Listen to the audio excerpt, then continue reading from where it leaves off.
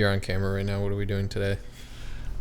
Today it's a big content building day for YouTube. Like, we've been preoccupied with like client work and just like getting our business going, but we've kind of neglected YouTube. It's been a while since we've actually filmed some stuff. So today we're hanging out with our friend Miguel. It's actually our first time meeting in person, so hopefully that'll be fun.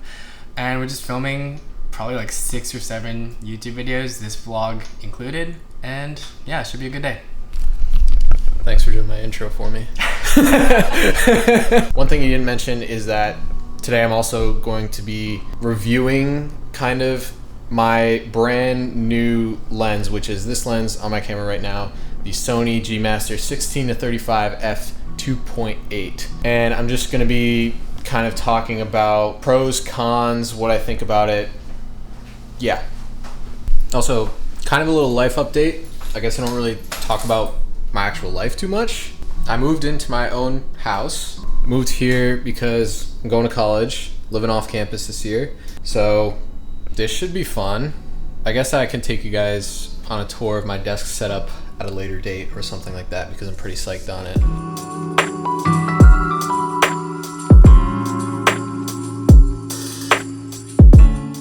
Can't forget you.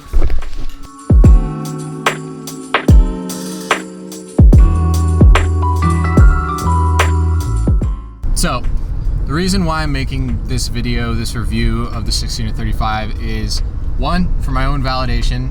I spent $2,000 of my own money to get this lens, and I wanted to make sure it's worth it. And two, I kind of wanted to just compare it to the old kit lens that I used to have and really see if it was worth it or not. Looking at some of the test footage, I'm pleased with the results, if that makes any sense, but we'll get into that in a little bit. Right now, we're heading to the beach to meet up with Miguel, and we're gonna get started shooting.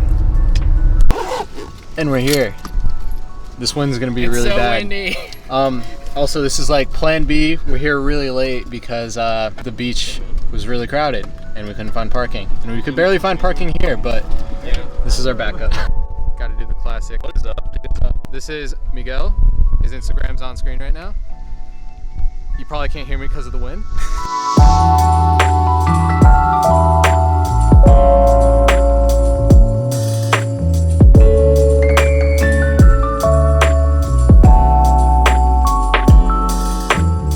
We just got finished filming a pretty crazy video for Nick's channel. It was a 15-minute photo battle. Sorry about the wind. That's gonna be a problem all day today. Nobody got any good photos, but hopefully we can salvage something from it. But the real reason I'm filming this clip right now is because I wanted to do kind of like a vlog test for this 16-35 G-MASTER lens. Probably the biggest benefit of having the 16-35 is you get that nice wide field of view at 16 millimeters. That's good for vlogging. Given I do have an APS-C camera that I'm using it with right now, it's more like a 24, but it still works for this kind of scenario. The two big issues with using this in a vlogging situation is that, one, it's pretty heavy.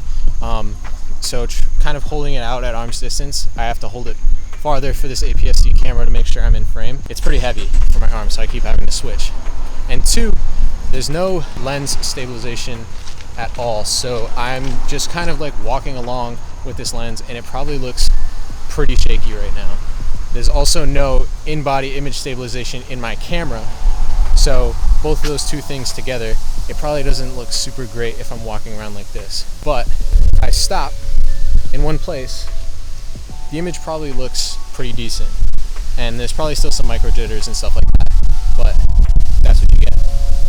Also, I just walked past like 15 people talking to myself like a complete idiot. So that's great. Okay, so let's talk 16-35. So for this video, I did a few tests with the lens and kind of comparing it to this little kit lens right here. I mean, look at this little pancake kit lens, it's tiny. Anyway, the first test I did was an autofocus test, and I did this at 16 millimeters, 24 millimeters, and 35.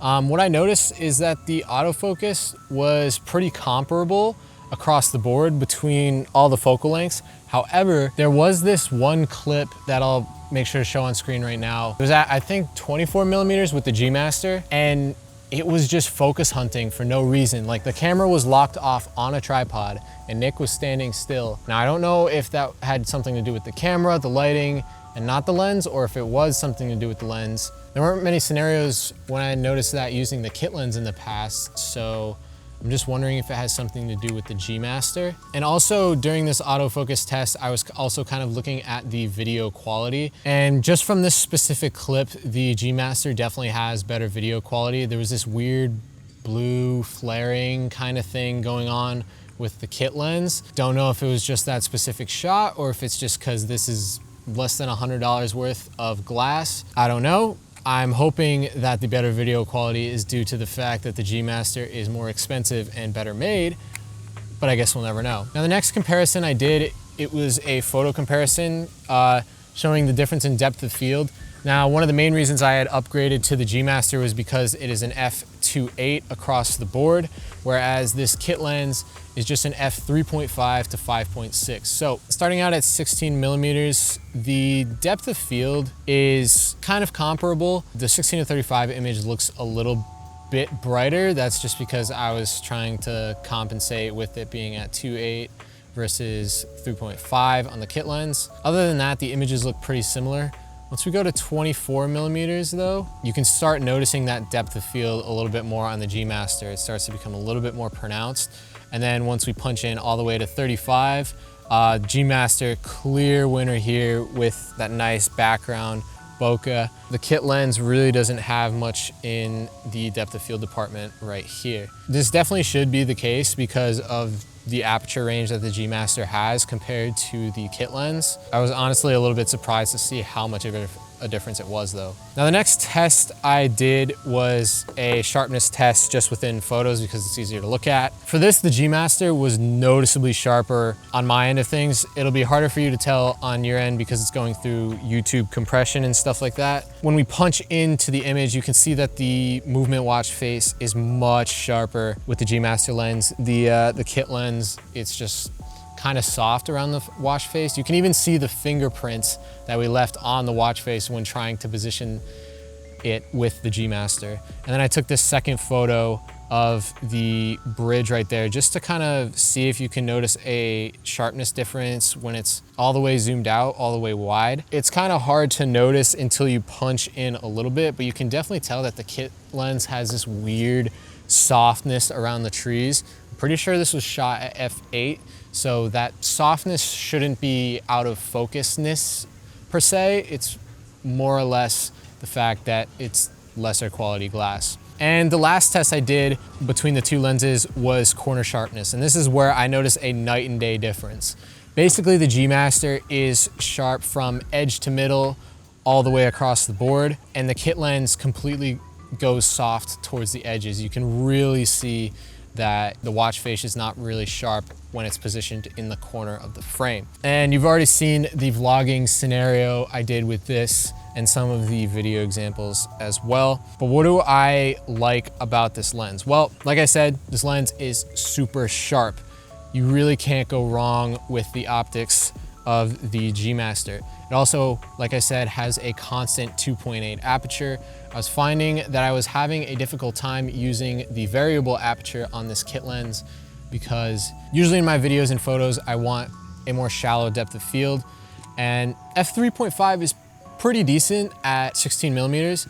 But once I started punching in and it goes to like f4 at around like 24 millimeters, it didn't really look that great in my opinion. And I just really prefer the 2.8 that stays constant no matter what focal length I'm zoomed into. And also another pro of the 16 to 35 lens is that 16 to 35 millimeters is a good focal range without trying to do too much. So this is really a lens optimized for wide angle stuff. Lenses like 24 to 70s are easier to mess up per se, but 16 to 35, they're really able to do that focal range really well, if that makes sense. Another pro of the G-MASTER, the f2.8, it gives you some extra stops of light in low light scenarios. That's definitely a con I had with the kit lens. It was not very good in low light, and great depth of field, like I said. Obviously this lens is not perfect. It's very heavy. It's not image stabilized whatsoever, which is kind of annoying with my Sony a6400 because that doesn't even have any in-body camera stabilization. So that combined with no lens stabilization, it's a pretty shaky image. I have to rely on warp stabilizer quite a lot. So that's definitely a downside. Another huge downside of this lens is that it costs an arm and a leg. It's super expensive. I got it on sale for $2,000, but I'm pretty sure it retails at $2,200. So it's definitely not a beginner lens. It's actually twice the cost of my camera body itself. So that's kind of crazy. In conclusion, who is this lens for? Well, it's more for professionals in the photo and video world, experienced landscape photographers, and high-end YouTubers.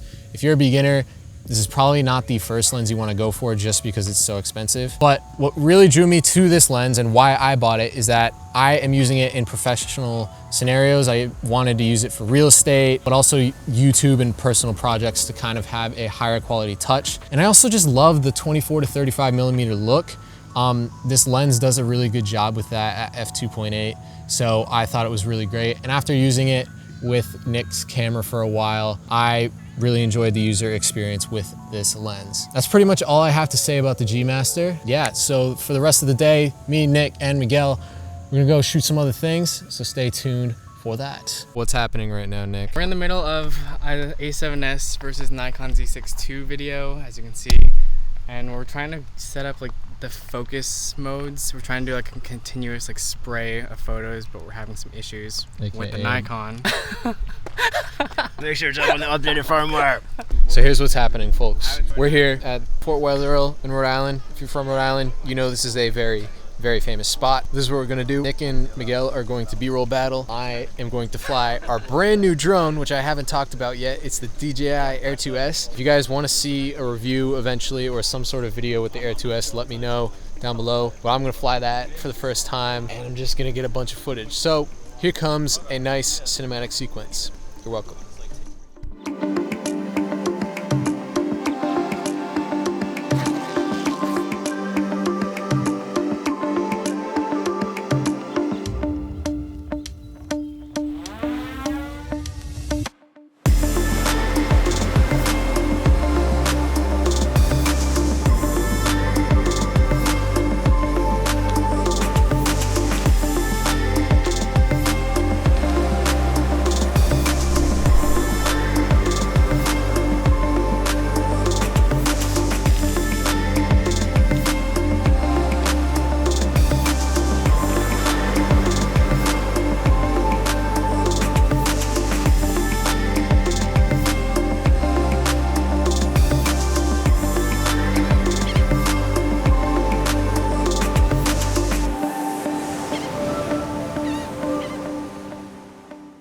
All right, long day of shooting. My camera's about to die, so I gotta film this outro right now. So hopefully you enjoyed my little review of the Sony 16-35 G-MASTER, as well as this vlog of the day. Okay, I don't call them vlogs, I call them fun videos, don't I?